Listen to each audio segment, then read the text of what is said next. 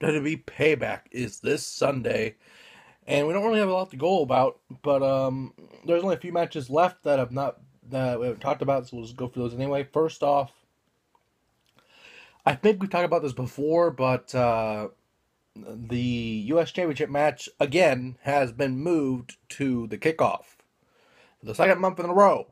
The second pay-per-view in a row rather, because Extreme Rules will be on May 22nd, as far as we know so far.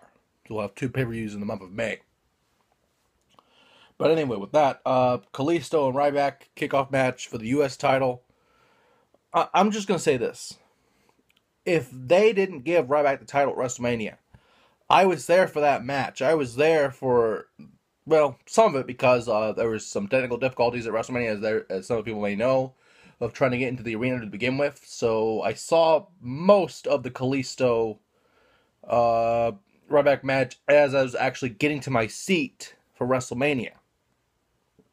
And because they have the screens going by as you'd walk up the stairs or walk up the elevators or whatever you need to do, escalator, whatever you need to do to get up there.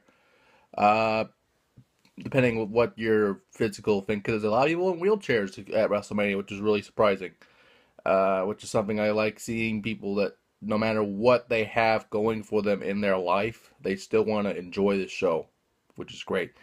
But, I saw most of it. Kalisto won by the time I got to my seat anyway, so that was something. And with that being said, Kalisto winning at WrestleMania signifies that they're not going to give the belt to Ryback. I mean, the guy deserves a title, but he's not going to get it because Kalisto's had just won it a couple months ago. So I don't think they'll have him have it. Although I wouldn't be surprised if Ryback did win the belt, but I don't think it'll happen.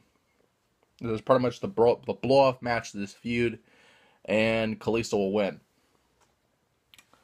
Next up, Dolph Ziggler versus Baron Corbin.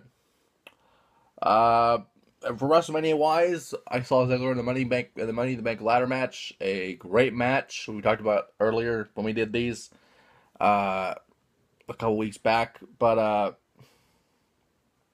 the bigger shock was having Baron Corbin win the Andre the Giant Memorial Battle Royal. I mean, we saw people there there were surprises there as well. I mean, there was Tatanka in that Battle Royal. There was DDP in that Battle Royal. And there was Shaq of all people in that Battle Royal. But Baron Corbin won the Battle Royal, and that is a big way to win your debut match on the main roster. And of course, the night after, we on Raw, we saw the infamous Beach Ball. I can't believe I'm saying this, but I can't believe I'm saying this, but at the same time, it's kind of funny to me that a Beach Ball was more over than Baron Corbin, which shouldn't surprise me at first, but just watching that footage back was just amazing. Will there be a beach ball involved in this match? I doubt it. But I will say this. Baron Corbin, you have made him the winner of the Andre the Giant Memorial Battle Royal, and you need to keep that momentum going so a win against Ziggler is not really that big of a deal. And finally, this isn't really a match, but Mr. McMahon will announce who controls Raw at Payback. For WrestleMania concerns, Shane McMahon had that amazing match with The Undertaker. The probably the highlight of the night was Shane jumping off the cell, hitting that elbow, and missing. Hitting the announce table, the Undertaker got out of the way, and Shane, that was ultimately his undoing as he lost the control of Raw. So we thought, as Vince McMahon, out of spite, out of jealousy, out of ego, gave him the night of at WrestleMania anyway, and we saw great debuts of Apollo Crews, Enzo, and Cass, who were on this pay-per-view as well, which we talked about earlier, and a lot of other people. But with that being said, Stephanie McMahon also had a difficult night at WrestleMania, where she was actually speared by Roman Reigns. And I want to say, for Roman Reigns' sake, I said that before, but the network did not do it justice. People booed him out of the building, booed him in the building, booed him the night after WrestleMania. I have not seen that much heat for someone in a long, long time. And the network, again, did not do it justice. The Raw probably did a better job of doing it justice.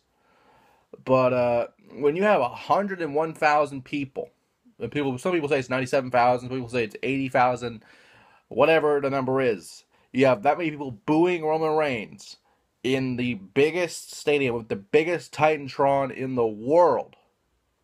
That says something.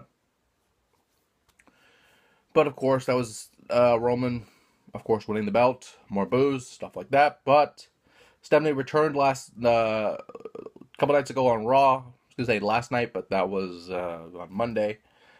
This is on a Wednesday. We're recording this, and when this happened, it was an interesting dynamic because this has been going on probably since the beginning of time. The potential heir to Vince McMahon on Monday Night Raw has been a thing for several years now, where Shane could have been the heir to the throne. Stephanie could have. Triple H could have. Linda could have when she was still around the WWE at that time. But this could be a monumental decision, and I honestly feel that we could have a swerve in this mix. We could have somebody else running Raw compared to a Shane or a Stephanie. We could have an Eric Bischoff. We could have a Paul Heyman, maybe. We could have someone that's regularly there running Raw. But the social media support, as people have said, for Shane has been very strong. Vince has been listening to it. So we'll see what happens from there, because Payback is this Sunday, and I honestly, this is probably the main reason I'm watching this, is to see who is in control of Raw.